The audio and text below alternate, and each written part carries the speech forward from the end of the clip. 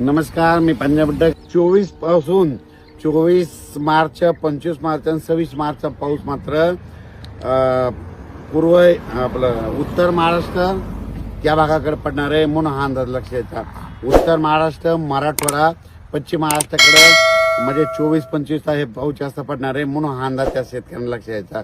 म्हणजे सांगायचं झालं तर 2 टप्प्यामध्ये पाऊस पडणार आहे. एक पहिला टप्पा 17 ते 22 पूर्व विदर्भ, पश्चिम विदर्भ, मराठवाडा ह्या भागात राहणार आहे आणि दुसऱ्या टप्प्यातला पाऊस आता पश्चिम महाराष्ट्र, उत्तर महाराष्ट्र, कोकण पट्टी त्या पट्ट्यामध्ये जास्त राहणार आहे मराठवाड्यातला.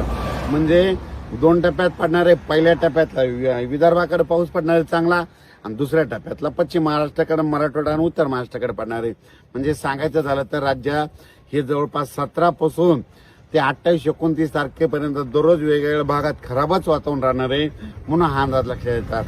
जशी वेळ येईल तसं तुम्ही काय करायचं, तुमचा कांदा असेल, गहू असेल, हरभरा असेल, तंबाखू असेल, तुम्ही तुमचं काढून घ्यायचं आणि आपण आपल्या मालाची काळजी घ्यायची.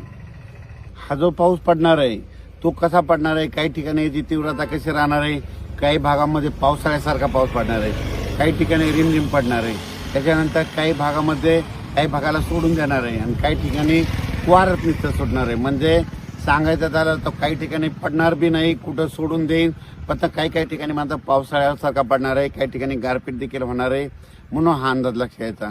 म्हणजे सांगायचं झालं तर 17, 18, 19, 20, 21 आणि त्याच्यानंतर 24, 25, 26च्या दरम्यान महाराष्ट्रातही तेलंगणा, आंध्र प्रदेश सगळीकडेच चांगला पाऊस पडणार आहे म्हणून हा अंदाज लक्षात यायचा.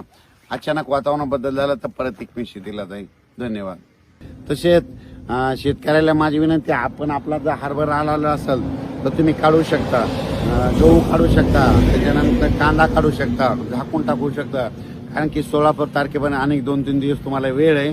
त्या 2-3 दिवसापर्यंत जसं पीक येईल तसं काढून घ्यायचं आणि आपण आपला माल सुरक्षास्थळी ठेवून द्यायचा. धन्यवाद.